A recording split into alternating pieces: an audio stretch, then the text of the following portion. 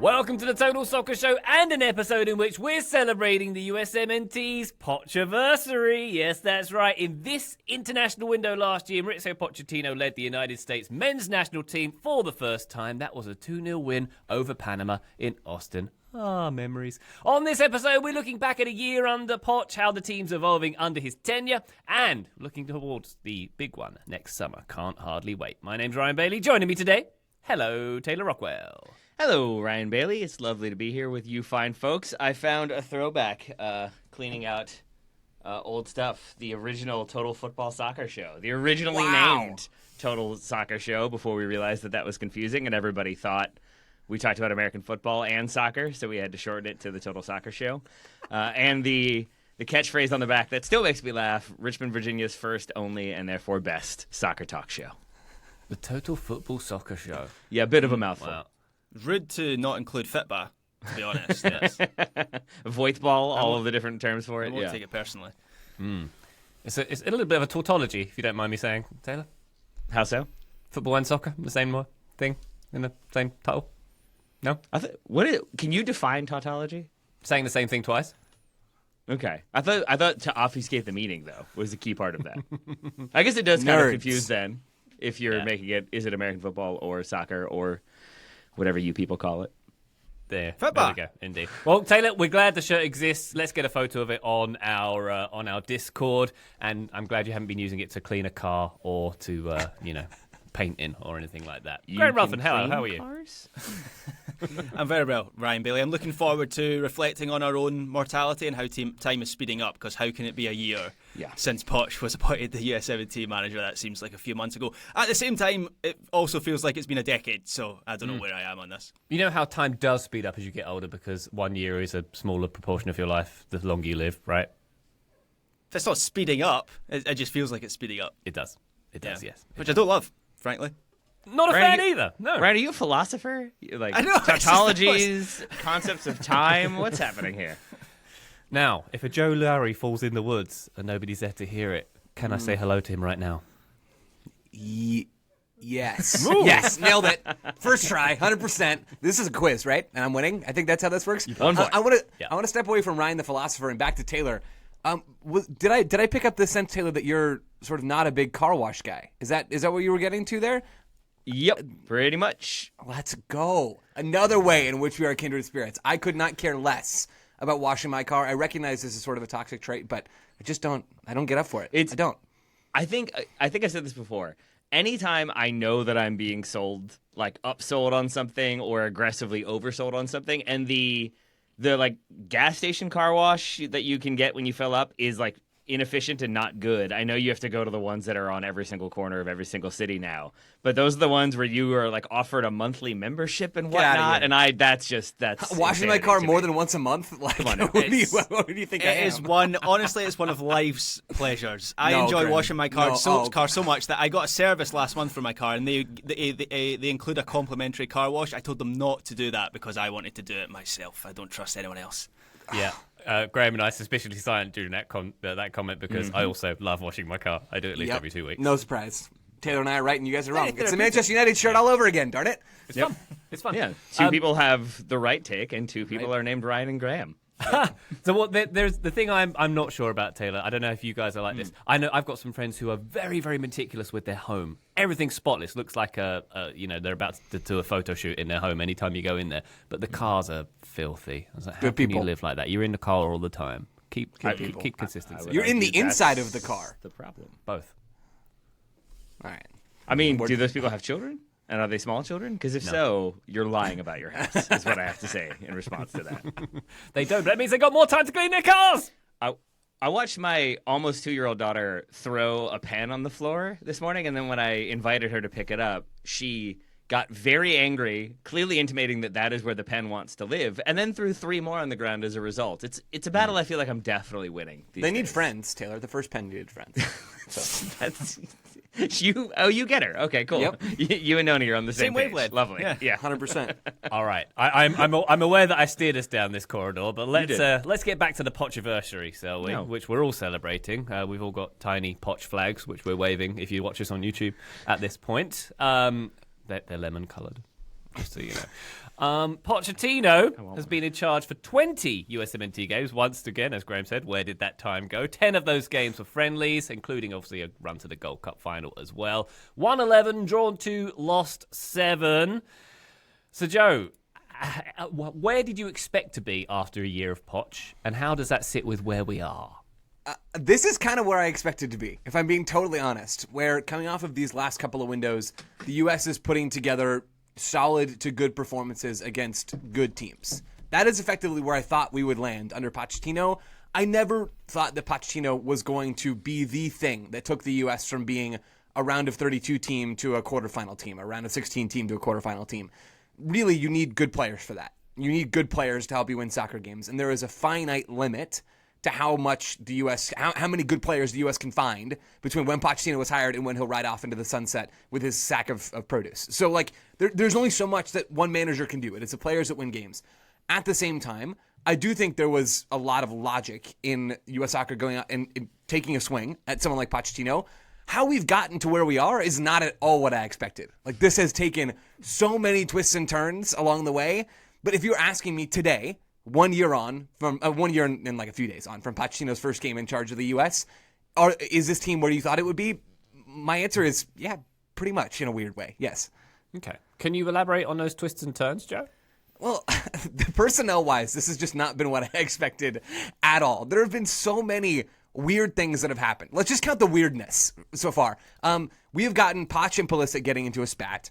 We have gotten Poch leaving Weston McKennie at home for still sort of unexplained reasons, even though he explained it. The explanation of we already know what you get from Weston doesn't hold any water to me because he brought other players in that he already knew what they would get because he'd already had them in camp. So that was nonsense to me. I didn't expect him to call in Christian Roldan, which has worked out, to be very clear. This is not a criticism. This next part is, after seemingly not knowing who he was until watching the Leagues Cup final, based off of how all that went down, where Roldan arrives late to camp in September, that seemed really odd. Tactically speaking, and this still relates to personnel, I didn't expect Yunus Musa to play basically exclusively on the wing and then poof, no more Yunus Musa. I didn't expect Tim Weah to be immediately moved to the left side because of one-eye dominance, have that not work, move back over to the right, and then move back over to the left again and have it not work again.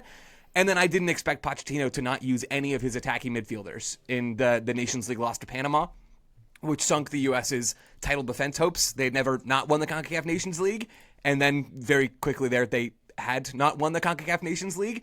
It's just been one thing after another. And the crazy thing is, all of it still seems fine. Like, Pulisic's back in camp, McKennie's back in camp. The Weah thing is still a bit of a question mark. Musa is not like a super core piece of the squad, so I don't think that's a huge deal. The Roldan thing has actually worked. Dumping minutes on Max Arfston has also kind of sort of worked as well. So credit to Pochettino, and I do want to give him credit. I think some things have gone well for him in this time. It just did not happen at all in the way that seemed logical to me, but I am but a man. I would also add the Matko Miljevic call up to the that's a good one, Graham. The list of what moments Great pull. That have been confusing this year. So I broadly agree with what Joe says. Like, has this been what we expected? Yes and no. I always expected this year would be difficult with so few competitive games, and I've mentioned this a number of times before. We've seen it before with host nations where they don't have a qualification cycle. And because of that, it's really difficult to know where they are, and it's difficult to gauge how preparations are going. So in that sense, I did expect like strife and hand-wringing this year, if that's the right term.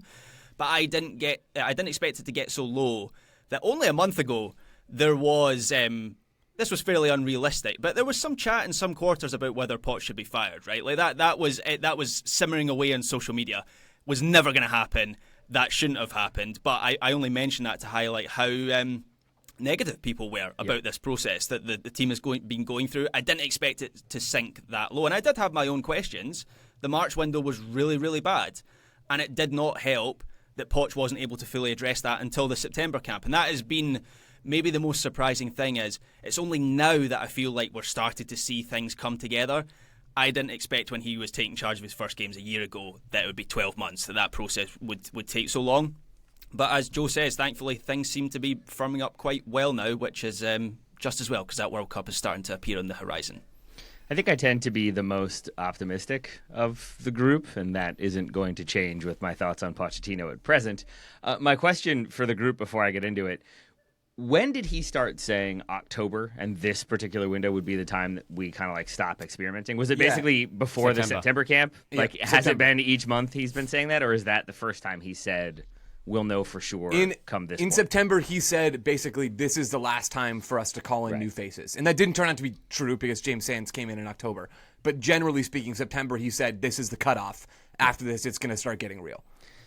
And so I think it's an interesting point to pause on there, like the gap between these two windows. Because if you go and look for articles about like 1 year under Poch and like a Poch retrospective and all those types of articles, they are all almost exclusively written after the Japan win, after the last round of games. And they are all very to somewhat negative about like the way things have gone, the kind of scattershot approach to player selections, feuding with players, a lot of what Joe has already outlined. And I think it's worth noting that just to say that, like, I thought this window was by and large pretty strong. I liked a lot of what I saw. I did feel like we saw the group rounding into what I would call like Poch's guys. I think there's still some room for experimentation. I think we will still see a few new names called in between now and the World Cup. And so I think the positivity of those results and this window is definitely informing my overall take. But in a lot of ways, I end up wondering if Pochettino is like going to make this look a little bit easier in the end than I thought he would. Certainly than I thought he would 6 months ago. But like some of those call-ups that Graham mentioned, like the Miljevic one in particular, feels like initially when he comes in, he's accepting U.S. soccer's sort of scouting reports and who's been where and who's done what previously, and he's looking at some players that fit with what he wants.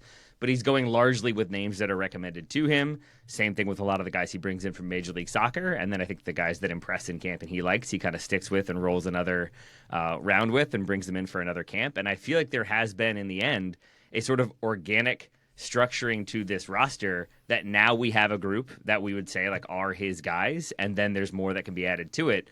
But I contrast that with so many other U.S. managers of the past where there was like outright concern to criticism that like they're too reliant on their guys. They know their squad too well. They're calling in the same people every single time, and we're not freshening it up and we're not making it competitive. And so seeing through that perhaps rose-colored lens, I end up coming away feeling much more positive about things under Pochettino after that first year. So I presume, Taylor, you are of the opinion that we're in a better place than we were 12 months ago. And if there is any consternation, is it in the fact that he didn't hit the ground running and it's taken a bit of time to get there? Yeah, and I think that my understanding of Pochettino was that he's a very intense guy who has very high standards, very big demands of his players, but also engenders a lot of love and, I guess, trust from his players at the same time. And so I think when results are going poorly and his reaction is sort of like, it's fine. Why are we all stressing out? Why do you worry about this guy? He's not messy. We shouldn't be like, and I don't agree with a lot of that, but I think it's so jarred with what I thought he would be that it made me wonder, like, is he just here for the paycheck? Is he that about it? And yet at this point, I now feel like I was being reactionary in those moments and feeling a little bit like I was panicking because we lost a friendly or this guy didn't look as sharp in the midfield. And maybe there is still plenty of reason to panic, and maybe there will be as the World Cup gets closer. We need Pulisic hamstring to stay intact at all times. Joe, are we in bubble wrap territory at this point? Oh, yeah.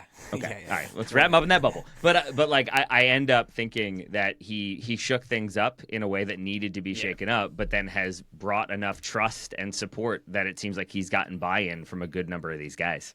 Yeah, it seems like the culture is healthier now than when Poch came in. And this is obviously something we only see from the outside, so it is difficult to know for sure what's going on. But everyone said when Poch was appointed that the culture was the number one thing that needed to change. I'll always remember the not the Pochettino interview, the Pulisic interview that I think was in the September camp before Poch takes charge of his first games. First thing he mentions, culture, which was quite telling. And reading between the lines, it seems like players had got too comfy, right? We've heard that kind of referred to a number of times. Poch basically said that last week. So he needed to reinvigorate things. And this is where I kind of bow to him as someone who understands how to manage people in a way that I don't. And on some level, it seems to have worked, right? You can see that in the improved intensity levels and just like the general spirit of the recent performances, even something like Weston McKennie. Joe, I think you're absolutely right. The explanation over why Weston wasn't in the last camp made absolutely no sense. I give Poch a pass if basically that is just his way of not creating more controversy around sending a message to one of his key players. And now he's back in, and I thought Weston McKennie was really good. over the 2 games. So, I see that as a pretty fundamental and important change between pre-Poch and with Poch. Graham, can I dig into that idea of the culture? What evidence do we have of the changing culture? Is it what you mentioned, the sort of playing style, or is it sort of the comments we get from the players themselves? What's the data on that, if you will? Yeah, I think it's both of those things. As I say, as an outsider, it is very difficult to tell. So you're not always going to get honesty. Players aren't going to be candid at every moment. But I think there have been moments post-Berhalter, pre-Poch coming in, I think was one of those moments where players were very reflective. Pulisic wasn't the only one to mention culture, so when you have multiple people mentioning that, I think you have to listen. And the culture manifests itself in the performances on the pitch, and it has been a process. Like, you go back to the March window, which was a bit of a disaster.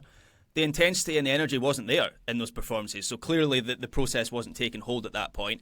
I think even as the Gold Cup starts, and obviously it's a completely different group of players, but Poch is trying to instill those principles and those values, I think you can see a shift between the March window and the Gold Cup, which thankfully seems to have carried forward into September and into October, and now it feels like we're getting more complete performances that I would associate with Mauricio Pochettino. He's always been a guy who wants intensity, who wants energy from his players, and we hadn't really seen that until relatively recently.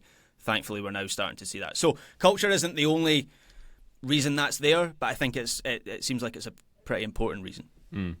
Difficult question, Joe, but let's pretend we are going back in time and we've got a sliding doors moment between picking Poch and any other candidate who was on the table to take over the US.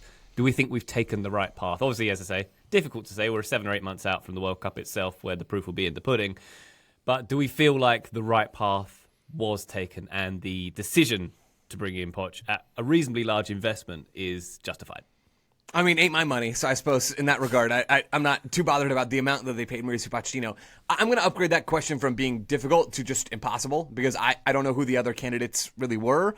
I don't know who was actually on the market. So I'm just going to fully dodge that and say that in general, my belief is that the U.S. is in a better place now than they were 12 months ago. So I suppose if I can change the question to am I satisfied with the direction of the USMNT right now, I would say, yeah, I'm pretty satisfied with where this team is going. There's a couple of things that are in Poch's favor that we haven't really talked about so far. The main one is this team has been so injured and continues to be injured all the time. If you think back to a year ago in the October window, Pulisic doesn't even make it through that camp. Weston McKennie doesn't make it through that camp. Like, you're not seeing key players get minutes for the U.S. It's been up until the last window where Folarin Balogun has actually gotten minutes for the U.S. men's. Like, things have taken so long to get players in, and even now, nobody's healthy. Like, we've barely seen the fullbacks under Pochettino and Dest and Jedi Robinson. We've barely seen a bunch of these guys, and so that does make it, and has made Poch's job in some ways more difficult, because it means that frustrating results happen when you don't have your best players. Now, in some ways, it's made his life easier,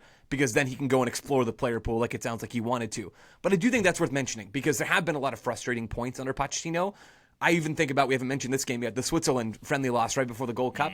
That was just a waste of everybody's time, right? I mean, what are we doing in that instance? Paxton Aronson starting that game, Nathan Harriel getting minutes in that game. Like, there are just players that aren't going to sniff the World Cup and probably aren't going to sniff the player pool who got minutes. And part of that is because Poch was already deeper down the depth chart than I'm sure he would have preferred to be due to injuries. But also, things can be two things, and he can have an excuse there and still have made some poor choices as it related to that lineup.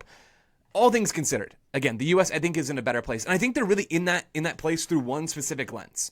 And since 2022, the player pool has stalled in a couple of ways. The first is that the top-end talent hasn't been improving. McKennie, Pulisic, Vega, these guys seem to have capped out. And that's fine, but that's the reality. Joe, can I ask a question? When you say, Please. Are these points in Poch's favor, do you mean like circumstances that have made his life more difficult? Yeah, and so the situation? Okay. Yes, it gives him an excuse. It's an excuse in his Gotcha. Yeah. I was probably not clear enough about that. The pool has not improved because the best players haven't improved, and also no depth joined the player pool effectively from the 2022 World Cup to 2024 in the Copa America, which was Berhalter's exit effectively. That second point, the depth, has been addressed, I think, in the last year or so, partially by Pochettino and partially by the natural evolution of young players maturing and playing and getting bigger roles for club and country. I went through and looked back at the Copa America roster, and I count 7 new players who weren't in that squad that can add useful depth to this U.S. team. 7, that's a lot of guys. So defenders, I think you feel fairly fine about Freeman and Arfston as backups, right? As depth guys that could give a start in a pinch against the right team. London, Scally have made way for them. I truly think those are upgrades. I think about midfield. I think you have 3 midfielders that you feel fairly fine about joining that fold. Christian Roldan, Tanner Tessman, Jack McGlynn, probably De La Torre, Musa, and maybe Cardoso making way for those guys.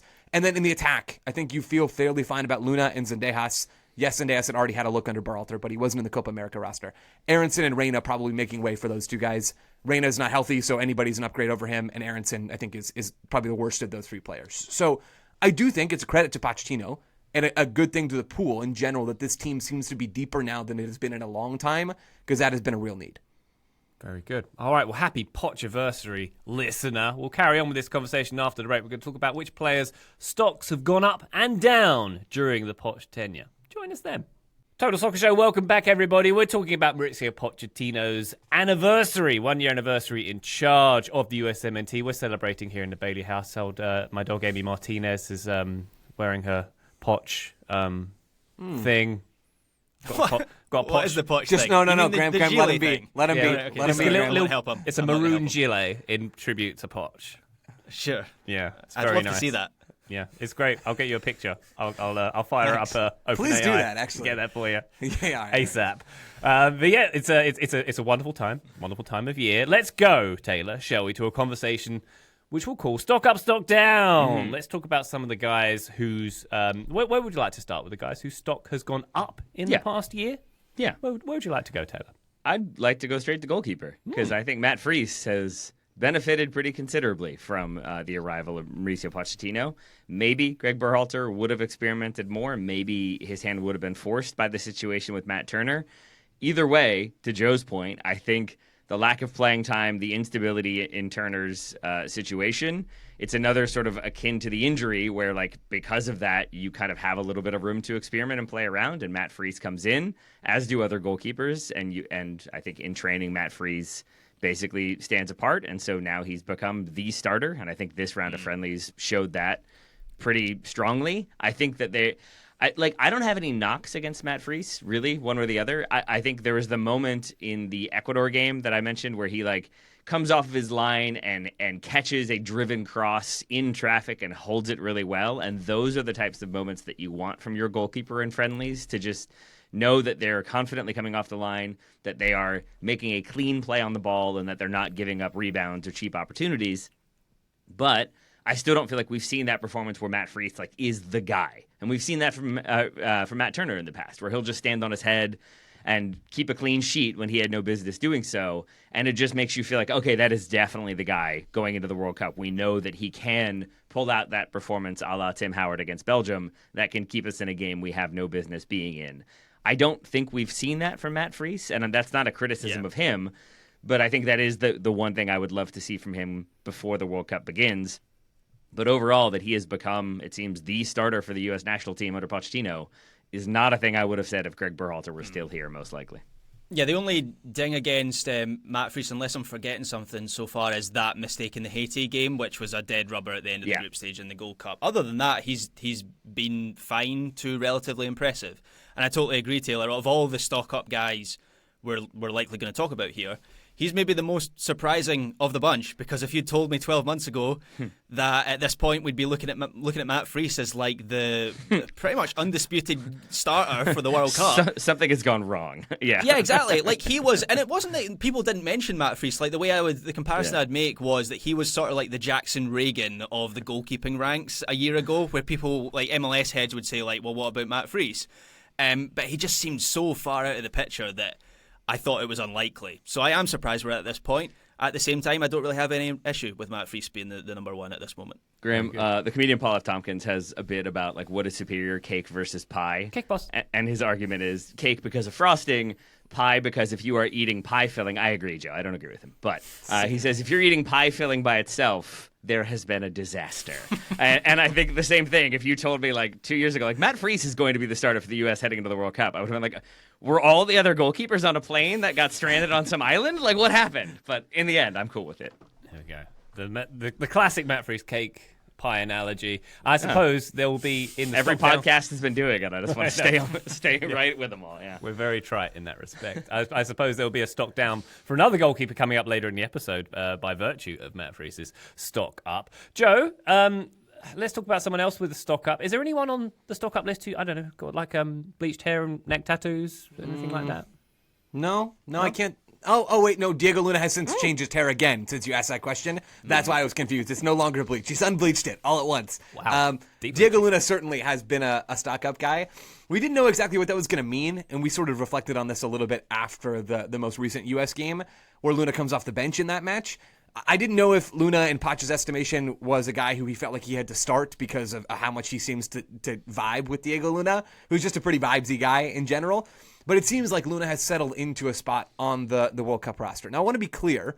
It is still not an absolute guarantee. I do think Brendan Aronson very much did something for his stock in those minutes off the bench against Australia, showing that he can give you something on the ball in a way that we haven't seen from Aronson in a long time. But Luna, I still think, has the inside track in that battle, if it is, in fact, a battle between those two guys. And Luna wasn't in the pool before this. So his January camp nosebleed moment, I think, turned into a really big situation. Let's just say broken nose moment. I don't want to discredit Diego Luna's pain. But that moment, I think, really did do a lot for how Pochettino thought of Diego Luna. And he's clearly been impactful on the field in stretches for the U.S., albeit somewhat inconsistently. Luna, I think, is going to be on the plane from Salt Lake to L.A. Next summer. And I don't know that any of us would have said that a year ago. Yeah. He's one of those players who contributes to the culture. He's kind of a run-through-walls guy, right? He was a bit of a catalyst for this upswing that thankfully has happened these last few months. He was one of the few guys that Pochettino seemed to latch onto coming out of that March window, where he was clearly concerned about the culture and maybe some of the buy-in that he had from key players. He was one of the players that that was contrary to that. And a year ago there were still questions over what national team he would play for, right? After the snub falling for the Olympics tournament. And he could have played for Mexico. That was a discussion point. And then obviously he gets called up for the January camp. And from there he has been, when available, in every single Pochettino roster. So at the start of the year, just because nothing was working, I made this point yesterday, but just because nothing seemed to be working for the US, I thought he would start at the World Cup. I maybe got a little bit carried away and didn't appreciate how things could change quickly. I still very much think he's going to be on the roster. Yeah. Taylor, go on, sorry. I was just going to add, I think a thing I've really come to appreciate about Diego Luna is that he has the ability to play simple football done very well, which is the hardest thing. He can also do a lot of flicks and tricks and play little balls in behind that no one else I think is capable of, or very few players in this pool are capable of. But as we saw against Australia, he also has a little bit of we're gonna fight? Okay. We can do that too. That does not bother me at all. He will get into a scrap if we need him to scrap, but he'll play very pretty soccer if we need him to play very pretty soccer. Yeah, he is a massive stock up for me. So too is another one where if you told me he was starting at left back for the United States a year ago, I would have been like, uh-oh. Again, the wheels have come off a position group. They've crashed onto another desert island. But Max Arfsten, man, that, he just seems to be a Poch guy. I think if he's not starting, because Jedi Robinson exists, he is at the very least going to be in the squad, and I think will be a role player and get minutes here and there in the World Cup. I think Max Arfsten is fully on that plane. Yeah, and same with Alex Freeman, right? Those two guys are very much Gold Cup guys where they lock down those spots early on. And I think Poch, to his credit, Arfsten still has big holes in his game. Freeman still has consistency that he needs. It is he's a bit of an odd player at right back because he's a big guy who can add real value in the final third, but is not a huge threat. At least he didn't show it against Australia and hasn't shown it consistently on the dribble, and has some work he needs to do defensively, but isn't a total liability there. He's great at some things, pretty good at some other things, and has some work to do at other things still. I guess that's the life of a young player. But he and Arfsten, I mean, do any of us really think that those guys aren't going to be at the World Cup? If Poch is going to bring 4 outside backs, I don't know who on earth it is if it's not those two guys plus Dest and Robinson. I think at this point I would be surprised if it's not them. I feel much more comfortable saying Arfsten will be there than Freeman. Really? Yeah, just Freeman just looks a little bit more raw because he is a little bit more raw. I think most would agree with that. I think he has proven himself capable and has responded to what Poch has asked of him, be it stay at home and be a right center back. Okay, now you're going to be a right wing back. I think he's handled both challenges pretty well, but I think you can still see those moments where he dives in or overcommits or is too quick to close somebody or too slow to close somebody down or too errant in his passing. There is still just a rawness to his game that if somebody else were to kind of catch fire and catch form and come in and impress, maybe Freeman falls off. but I'm not sure who that player would be. There's really only one candidate, and we'll get to him when we talk about stock down. So I think for now, it's Freeman for sure on that plane. Yeah. Graham, Jack McGlynn, is he on the plane? Yeah, certainly a possibility. He's another one of Poch's guys, although maybe to a lesser extent than certainly like Freeman and Arston and Luna. I really like Jack McGlynn for what he offers. This team wouldn't have him as a starter, anywhere near a starter, frankly, but as someone who can potentially change a game with his set-piece ability and his, I guess, kind of like long-range passing, and he's always good for a banger from outside the box as well. I think he's a good option. Did we maybe, Joe, described him as like the Adjaman of central midfield? Yeah. Which Yeah. I think works. So Jack McGlynn, certainly one of those players, and I've just teased him there. Big Can I- Pat, stock up as well. Go on, Taylor. Where are we with McGlynn's injury? I just wanted to So spotlight that. he has a foot injury. He was supposed to be called into the October camp. He was on the roster and then had to withdraw because of that injury, missed the rest of the season for Houston. They've got one more game this weekend, and it doesn't sound like he'll be playing much soccer until next calendar year. But we assume he'll be back, like for the start It of seems next that MLS way. season. Nothing, Okay. nothing that I've heard and nothing that's been reported seems to indicate that it's like a super long term. Okay, so not like an ACL where he's like rushing to maybe possibly get back. Got it. Cool. Yeah. Well, whenever you say foot injury, it just makes me think of the doctor from 30 Rock saying he's got leg out or something like that. It's not specific enough. It doesn't sound medical enough. I'm sorry. But, Lego, is that also how an Australian person says Lego? Hey, there it is. Hey-o. Funny. They talk funny. Ha. Nicely done, Joe. Graham, you mentioned me there. The Patrick Adjumang of forwards is Patrick Adjumang. What about him? Yeah, so post Haji Wright scoring a double against Australia, I'm not as certain on where Big Pat is in the pecking order in the number 9 pool. So I guess that is more of a possibility that he will miss out on a place at the World Cup than I would have said like a few weeks ago, even like 2 weeks ago. But there's no doubt when you look at the big picture of it all, he is big stock up under Pochettino. Was certainly one of his guys at the Gold Cup, had other options, had other players he could have used in that position. I think Big Pat starts like 5 out of 6 games at that tournament, so that was a message in itself. And he is he certainly could do more to round out his game as a centre forward, but I still like what Ajman offers, and so I think he is still in the discussion.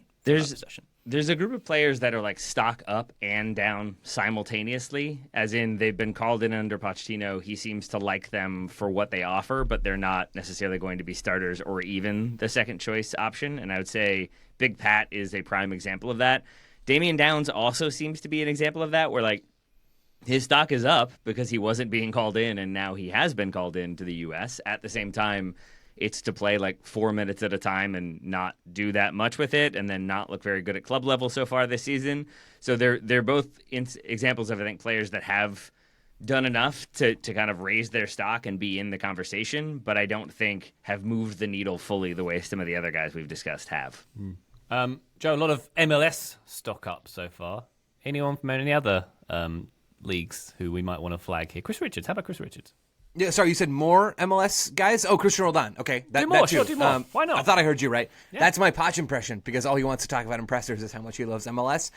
Christian Roldan's stock is soaring, and honestly, it might be up more than... Did you see his quote on Roldan? Pochettino said it was something, I'm paraphrasing, but it was like, if you could build the perfect player, it would be Christian Roldan. He is sending certain parts of social media into meltdown with his comments on MLS players. Like, I understand what you all are saying, and I understand why we're saying his stock is up. I have him as stock the same because it's similar. Another analogy for you to Chuck Klosterman's The Most Accurately Rated Bands, with the idea that like we always focus on overrated or underrated, but we never talk about accurately rated. And it's like the Beatles, I think, are the greatest band of all time, and they are, so they're accurately rated. Christian Roldan just seems to be like, oh, no, yeah, he's just the guy who comes in and the coach loves him immediately, and now he's playing games and is somehow like a crucial part of whatever the manager wants to do. So in that way, it's like, yeah, it's the same old Christian Roldan. Everybody loves him. Everybody wants him to play all the time. It is just at the same time not a thing I saw coming, to Joe's point. He's just suddenly there and a critical part of the team who's leading the press and organizing possession. I love me some Christian Roldan. All of that is true. It's still a stock up because he's actually playing good soccer now. Well, there is that. Which we've never really seen before. He's in a completely different position than we've ever seen him for the national team, where he's deeper in midfield, which is what he's been playing for Seattle, and he's found real success there. And so that's all worked out. And Roldan, I don't think was anywhere near the pool, frankly, when Pochettino took over. I will get to Chris Richards now, Ryan, because you mentioned his name. Richards was already, I think, an in-pen starter before Pochettino took over, he's now become like an in-pen leader for this U.S. team. So this is not a question of was he on the roster or not, would he make it to the World Cup or not. Of course he was going to, but he has, I think, really taken strides forward to become a real part of this team and a real driver of this team. His performance is in the middle of the back three, by the way, in both games. So the Japan game, which we saw the back three in defense, and the Australia game, I think we're actually not near his best. And I think it's becoming clearer and clearer that he's not at his best in that central center back role. Good thing there's lots of other great center backs who can come in and wait. Hold on, I'm getting an update. Okay, yeah, he's probably gonna have to suffer through that. Very, very much still though a stock up guy. Very good. Graham, anyone else want to flag for stock up? Yeah, a couple others. So Malik Tillman, I know it's been a little bit of a, how would you describe it, like an up and down roller coaster for him this year, where sometimes it feels, I felt better about him than at other times. But where we are right now, he is very much in the equation for one of those starting positions as one of the dual tens. If that's going to be the framework for the World Cup, which that's where the smart money is right now, and that was not the case at the start of the year. And then Alex Zendejas, a player who, maybe because of my ignorance of Liga MX, maybe if they get a broadcast deal in the UK at some point, I'll watch more Liga MX going forward, but not someone that I have a huge amount of background on, other than for the USMNT, but previously was brought into the national team fold and was fairly disappointing and seemed like he was fairly down the pecking order. And now with this shift to the dual 10 system, it's come back round for him again, and that position seems to be, at least on the basis of the last window where he got some minutes, looks to be a decent fit for him. So there's a good chance we'll see him going to the World Cup as well. Very good. All right. Any more for any more? Should we take a quick break? Let's do it. Very Let's take good. a quick break. Very good. When we come back, we'll look at some other stocks, maybe some that have gone down. Join us then. Total Soccer Show, welcome back to the Pochiversary celebrations. We're all, we've got our Poch smash cakes and we're having a great time blowing out our Poch candles for our 1 year anniversary stock downtime, Taylor. We mentioned the goalkeeper, Matt Fries's stock has gone up. So that means there's a goalkeeper, probably whose stock has gone down. Yeah, and it has. Matt Turner is definitely the goalkeeper who has fallen off a bit in terms of automatic selection for the team and automatic starting at that, as we talked about with Fries. A lot of that, though, I think is of his own doing by the career decisions he's made and where he's gone. I think it's obviously limited his playing time. The move to Lyon that isn't a move to Lyon becomes a head-scratcher immediately, and that's not really his fault. That's a situation beyond his control, but it still speaks to the uncertainty around his club career and how that's impacted national team form. I do wonder if Pochettino maybe, again, has sort of unintentionally benefited by that, because to just drop Turner when he is playing would be a very big talking point and a very sizable one at that, similar to, I think, leaving Pulisic off and the kind of quote-unquote feud there. But to have him sort of not be in form and not playing, I think it's a much easier, more defensible position. And I think so he's kind of benefited from Turner's club situation. But Matt Turner is definitely stock down in that. I had him starting in 2026 when we did this show for after the 2022 World Cup, and now here we are. Yeah, the Lyon move in the summer was just such a disaster for him, because coming out of that, he just needed to play. It was just, can I find a landing spot? Can I get out of this situation at Lyon? He obviously goes to the Revs, where now he's playing, but that whole process has lost him his competitive advantage over someone like Matt Fries. Whereas if he is still playing, and as good as Matt Fries was at the Gold Cup, if Matt Turner is playing in a Big Five European league, it would be reasonable and playing well, it'd be reasonable for Poch to try him again and move him back into the team.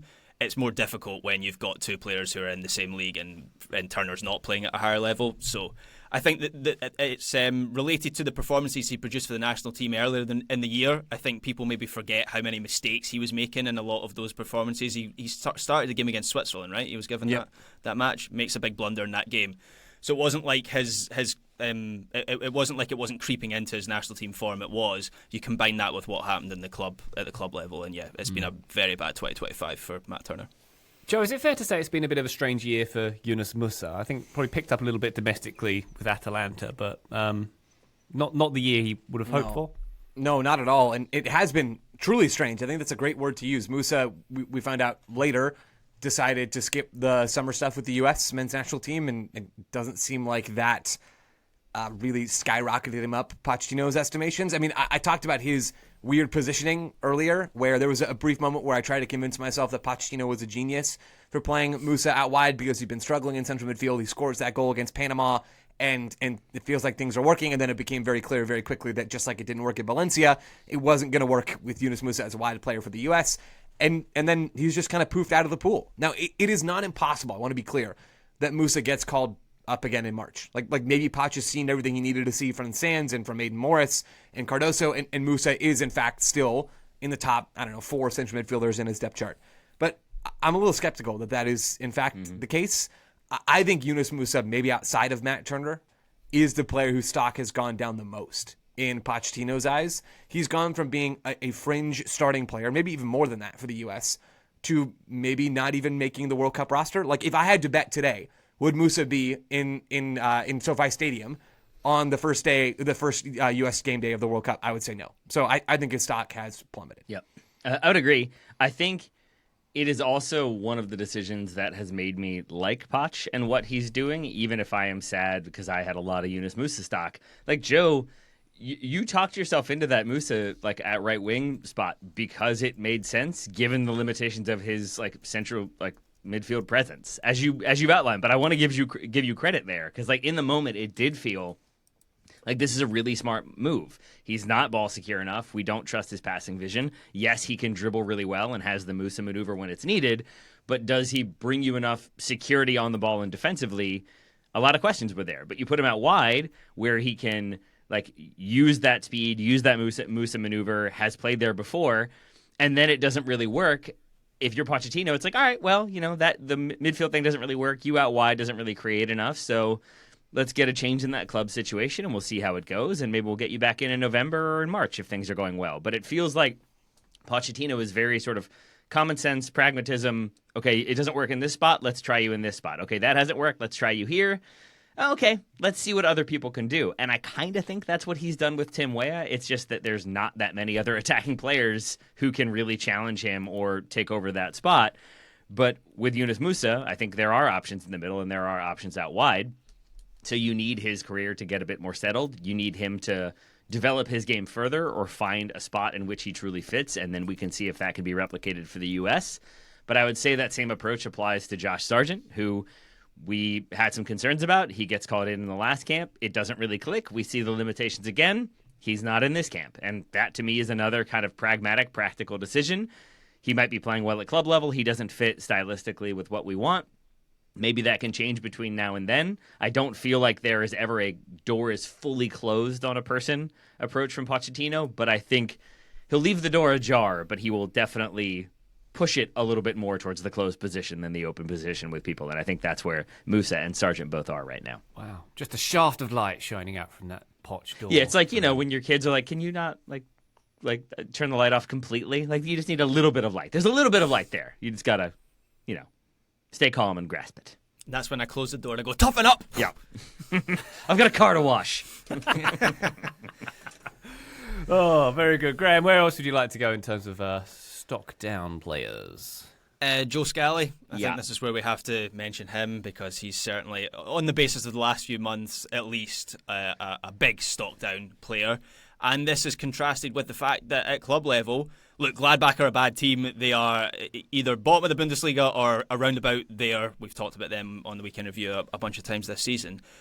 So they're a bad team. But Joe Scally, by all accounts, has been their best player and obviously has played like 2,500 minutes plus every season for the last 3 seasons in the Bundesliga. And so it is a little bit peculiar in that sense that Pochettino has included him in the bomb squad in the last couple camps and very much seems to be one of these guys who has been omitted. And look, I'm reading between the lines here. I don't know for certain, but he seems to be one of the culture omissions, right? There's just something about Joe Scally that Poch doesn't like, and it's difficult to know how he can change that when he's not in camp, like when Poch hasn't seen him and Poch hasn't got him on the training ground. So right now it very much seems like he's not going to be going to the World Cup. There have to be extenuating circumstances. It has to be a personality clash or a philosophical clash or something. Because, I could understand it more when it was just Scally is a stay-at-home right back who can also be like a right center back if we need, but that's not really what we need. but now that is a position that we seem to have with the team. But also this season, Scally has been much more attacking and much more involved. And that is a thing that I talked about previously, is like if he can add that to his game and look more comfortable, I don't see how he stays out of the team. And he has, but still is. To me, it says there is more of a culture thing or more of a past is precedent. U.S. Soccer has, I don't know, had run-ins with him and has kind of advised against. This is all speaking out of school because I don't know. Other than that, he and Gio Reyna are like best buddies, right? So maybe there's some fallout from the Reyna situation after the last World Cup. Again, that's pure speculation, but it does seem that's the only one that I'm sort of unable to defend. And it's not as though Joe Scally is, like better than Serginho Dest and the obvious starter, but he definitely is a player that probably should have gotten call-ups, should have gotten additional looks, and hasn't really in quite some time. Wow. You mentioned Reyna there, Taylor. Is he even in the stock market at the moment? I don't know. You got to ask his mom. You can't trade on Gio Reyna right now. You can't. Wow.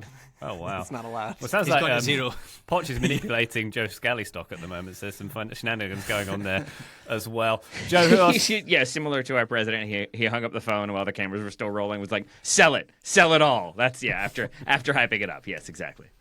Joe, where else would we like to go with stock down?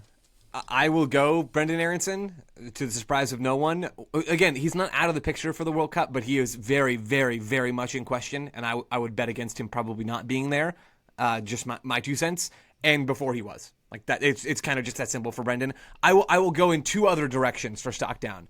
One is Austin Trusty, who was initially in camp for Pochettino way back when. We're celebrating today. Austin Trusty was a part of the foundation of Poch's original teams.